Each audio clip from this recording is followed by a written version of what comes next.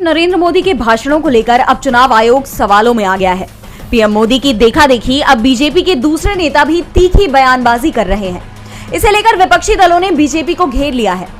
कांग्रेस अध्यक्ष मल्लिकार्जुन खड़गे ने पीएम के बयानों को हेट स्पीच करार दिया है। पीएम के बयान को लेकर कांग्रेस ने चुनाव आयोग में शिकायत भी दर्ज कराई है, लेकिन चुनाव आयोग की तरफ से कोई कार्रवाई नहीं हुई है। इसके बाद विपक्ष अब चुनाव आयोग पर सवाल उठा रहा है। सपा चीफ अखिलेश यादव ने कहा कि ये हार का रुझान है। चुनाव खत्म होने के बाद परिणाम के रुझान आते हैं, लेकिन चुनाव का पहला चरण खत्म होते ही रुझान आने लगे हैं। इस तरह की बात करना हमारे लोकतंत्र को कमजोर करता है। तो आरजेडी नेता तेजस्वी यादव ने भी पीएम के बयान पर सवाल उठाए हैं। उन्होंने कहा कि जैसे जैसे हार दिखती जाएगी उस हिसाब से मोदी हिंदू मुस्लिम मंदिर मस्जिद की बातें करते रहेंगे। उनकी उपलब्धि 0 है, इसलिए ये फिर कम्युनल मामले पर बयान दे रहे हैं। इस देश का भला होने वाला नहीं है। तो वहीं शिवसेना यूबीटी सांसद संजय राउत ने कहा कि पीएम मोदी का बयान बेहद निराशाजनक है। वो मंगल सूत्र तक के बारे में बात कर रहे हैं। इसका मतलब ये है कि वह पूरी तरह से हताश हो चुके हैं। ये चुनाव हारने जा रहे हैं। साफ है, विपक्ष की तरफ से पीएम के बयान को लेकर नाराजगी जताई गई है। इसके साथ ही इसे बीजेपी की बौखलाहट और उसकी बड़ी हार का रुझान भी बता दिया है। राहुल गांधी अमेठी आ रहे हैं। वो अमेठी से चुनाव लड़ने की तैयारी कर चुके हैं। राहुल गांधी के लिए अमेठी में बना कांग्रेस का गेस्ट हाउस तैयार हो गया है। अमेठी के गौरीगंज में कांग्रेस का कार्यालय है और इसी कार्यालय में कांग्रेस का गेस्ट हाउस भी बना हुआ है।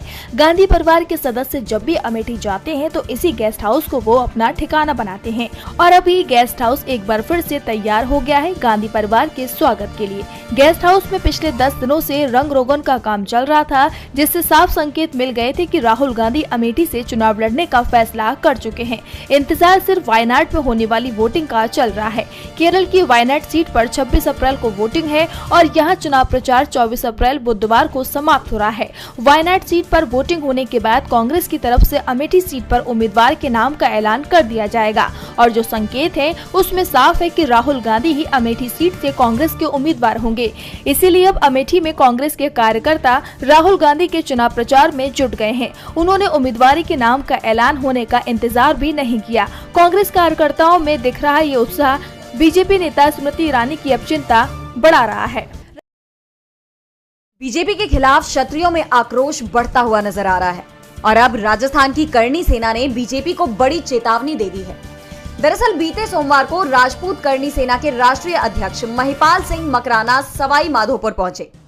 रणथंभौर में उन्होंने प्रेस कॉन्फ्रेंस की। मीडिया से बातचीत के दौरान उन्होंने बीजेपी को वोट ना देने की अपील की। महिपाल सिंह ने राजपूत समुदाय से एकजुट होकर बीजेपी का बहिष्कार करने को कहा है। उन्होंने कहा कि जिस तरह से परसोत्तम रूपाला ने राजपूत समाज की महिलाओं के लिए बात कही है, उसे करणी सेना और राजपूत समाज कभी बर्दाश्त नहीं करेगा। मकराना ने आगे कहा कि राजपूत हमेशा से बीजेपी के कोर वोटर रहे हैं। इस वजह से राजपूत और करणी सेना ने बीजेपी से रूपाला का टिकट काटने की मांग की थी, लेकिन बीजेपी हाईकमान ने चेतावनी के बाद भी रूपाला का टिकट नहीं काटा। उन्होंने कहा कि अगर बीजेपी एक मुट्ठी बाजरे के लिए दिल्ली की सल्तनत खोना चाहती है तो राजपूत समाज और करणी सेना भी तैयार है। राजपूत बीजेपी के खिलाफ वोट करेंगे। राजपूतों के सम्मान के लिए करणी सेना भी मैदान में है। करणी सेना देश के 24 राज्यों की हर लोकसभा सीट तक पहुंचने की कोशिश कर रही है। बीजेपी के खिलाफ एकजुट हो रही है। इसके साथ ही मकराना ने बीजेपी पर राजपूत नेताओं को दरकिनार करने के भी आरोप लगाए। उन्होंने कहा कि बीजेपी ने वीके सिंह और राजेंद्र राठौड़ समेत कई बड़े नेताओं के टिकट काट दिए। नरेंद्र सिंह तोमर जैसे नेताओं को घर बैठा दिया। इस लोकसभा चुनाव में राजपूत बीजेपी का साथ नहीं देंगे। आपको बता दें, परसोत्तम रूपाला राजकोट सीट से बीजेपी प्रत्याशी हैं। उन्होंने राजपूतों के खिलाफ बयान दिया था।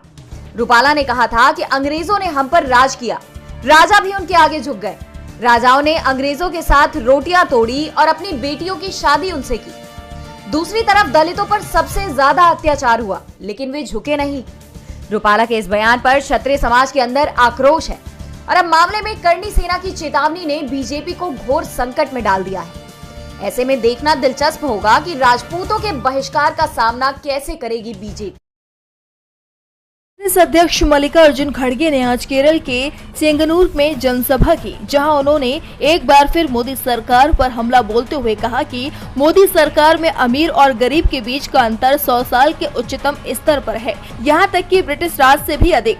पिछले 10 सालों में मोदी जी ने सिर्फ अपने 2 से 3 करीबी दोस्तों के लिए ही काम किया है। हवाई अड्डों, बंदरगाहों कोयला खदानों, बिजली संयंत्रों और सार्वजनिक उपक्रमों सहित देश के सभी राष्ट्रीय संसाधनों को इन अति अमीर पूंजीपतियों को कौड़ियों के भाव बेच दिया गया। मोदी के शीर्ष 22 अमीर दोस्तों के पास 70 करोड़ भारतीयों के बराबर संपत्ति है। मोदी सरकार के पहले 9 वर्षों में 1 लाख से अधिक किसानों ने अपनी जान दी, यानी हर दिन औसतन 30 किसानों ने अपनी जान दी।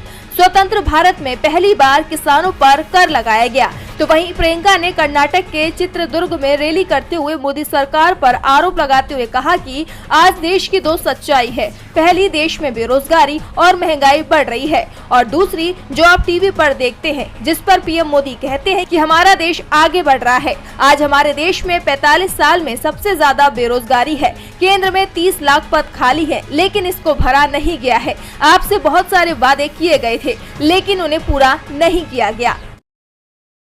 उत्तर पूर्वीय राज्यों में परिस्थितियां दिन प्रतिदिन बिगड़ती हुई नजर आ रही हैं। चुनाव के दौरान कहीं मतदान बूथ पर फायरिंग की घटना सामने आ रही है, कहीं ईवीएम तोड़े जा रहे हैं, तो कहीं चुनाव का बहिष्कार हो रहा है। नागालैंड की जनता में सरकार के खिलाफ नाराजगी बढ़ती जा रही है। विरोध कर रहे लोग अलग राज्य के मांग पर अड़े हैं, लेकिन सरकार उनकी मांग मानने के लिए तैयार नहीं दिख रही। ऐसे में नागालैंड में चुनाव का बहिष्कार नजर आया।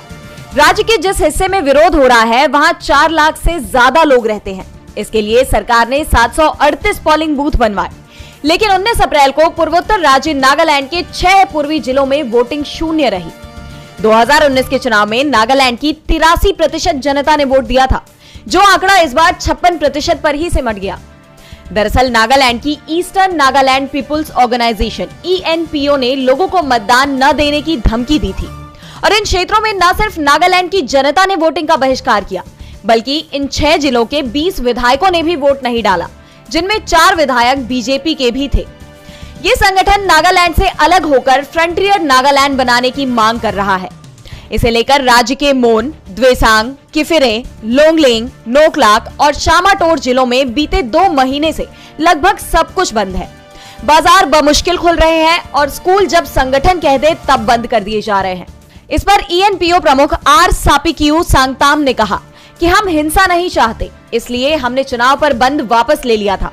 तो वहीं ENPO के सचिव W मावांग कोन्याक ने गतिरोध के लिए सरकार को जिम्मेदार बताया है। चुनाव से पहले सरकार के खिलाफ उत्तर पूर्वीय राज्यों में आक्रोश बढ़ता दिखाई दे रहा है। अब ऐसे में जनता के गुस्से को कैसे शांत करेगी मोदी सरकार, ये देखने वाली बात। दिल्ली के मुख्यमंत्री अरविंद केजरीवाल कथित शराब घोटाले मामले में तिहाड़ जेल में बंद हैं। इस दौरान उनके स्वास्थ्य को लेकर हंगामा मचा हुआ है। आम आदमी पार्टी की तरफ से आरोप लगाया गया है कि जेल में उनका ब्लड शुगर लेवल बढ़ रहा है और वजन कम हो रहा है। वहीं इस मुद्दे पर तिहाड़ जेल के डायरेक्टर जनरल ने बयान जारी किया है। सीएम केजरीवाल के वजन घटने के आरोपों पर तिहाड़ जेल के DG संजय बेनीवाल ने कहा कि किसी कैदी की निजी जिंदगी के बारे में हम कमेंट नहीं कर सकते और करने भी नहीं चाहिए, क्योंकि ये प्राइवेसी का मामला है। आपको बता दें कि जेल में केजरीवाल का शुगर लेवल लगातार बढ़ रहा था। उनका शुगर लेवल 320 तक पहुंच गया था। इसके बाद उन्हें इंसुलिन दी गई है। शराब घोटाले मामले में केजरीवाल की गिरफ्तारी के बाद उन्हें पहली बार इंसुलिन दी गई है। तिहाड़ सूत्रों ने बताया कि केजरीवाल को सोमवार शाम को इंसुलिन दी गई। एम्स के डॉक्टर ने सलाह दी थी कि अगर बहुत जरूरी हो तभी इंसुलिन दी जाए, जिसके बाद केजरीवाल को इंसुलिन दी गई। इससे पहले तिहाड़ जेल में केजरीवाल को इंसुलिन न दिए जाने के मुद्दे पर आम आदमी पार्टी के सैकड़ों कार्यकर्ताओं और नेताओं ने तिहाड़ जेल के बाहर प्रदर्शन किया था। भारत में बाजार नियामक सेबी ने अडानी घोटाले मामले में बड़ा खुलासा किया है। सेबी ने अपनी जांच में पाया कि अडानी समूह की कंपनियों में निवेश किए गए 1 दर्जन ऑफशोर फंड प्रकटीकरण नियमों का और निवेश सीमा का उल्लंघन कर रहे थे। दरअसल सेबी ने इस साल की शुरुआत में अडानी समूह के 1 दर्जन ऑफशोर इन्वेस्टर्स को उन पर लगे आरोपों को रेखांकित करते हुए नोटिस भेजा था और उनसे प्रकटीकरण उल्लंघन और निवेश सीमा के उल्लंघन पर अपनी स्थिति स्पष्ट करने को कहा था। हालांकि ऑफशोर फंड इन्वेस्टर्स व्यक्तिगत स्तर पर अडानी समूह की कंपनियों में अपने निवेश की रिपोर्ट कर रहे थे, लेकिन सेबी समूह स्तर पर होल्डिंग का खुलासा चाहता था। बताया जा रहा है कि इनमें से 8 ऑफशोर फंड इन्वेस्टर्स यानी विदेशी निवेशकों ने दोष स्वीकार किए बिना ही जुर्माना देकर आरोपों का निपटान करने के लिए लिखित अनुरोध करते हुए सेबी से संपर्क किया है, जिसके बाद ये कयास लगाए जा रहे हैं कि अडानी ग्रुप पर लगाए गए आरोप सही हैं। अडानी ग्रुप के घोटाले को लेकर विपक्ष पहले से ही मोदी सरकार पर हमलावर है। मामले में जांच के लिए विपक्ष ने ज्वाइंट पार्लियामेंट्री समिति JPC बनाने की भी मांग की थी, लेकिन सरकार ने उनकी मांग नहीं मानी। और अब इस खुलासे ने एक बार फिर विपक्ष को मोदी सरकार पर हमला बोलने का मौका दे दिया है। मामले में ट्वीट करते हुए कांग्रेस महासचिव जयराम रमेश ने कहा कि सेबी ने अब इस बात की पुष्टि की है कि अडानी समूह की कंपनियों में निवेश किए गए 1 दर्जन ऑफशोर फंडों ने डिस्क्लोजर नियमों और निवेश सीमा का उल्लंघन किया है। यह हिमशैल के सिरे की तरह है। जो अब दिख रहा है वो पूरे स्कैम का सिर्फ एक छोटा हिस्सा है। इसके साथ ही जयराम ने अपने बयान को लिखित रूप में साझा किया है। उन्होंने लिखा कि सुप्रीम कोर्ट के दबाव में आखिरकार सेबी ने अडानी महाघोटाले के प्रमुख खिलाड़ियों की पहचान कर ली है। मोदी और गोदी मीडिया ने पिछले साल जिस क्लीन चिट का दावा किया था, हकीकत उससे कोसों दूर है।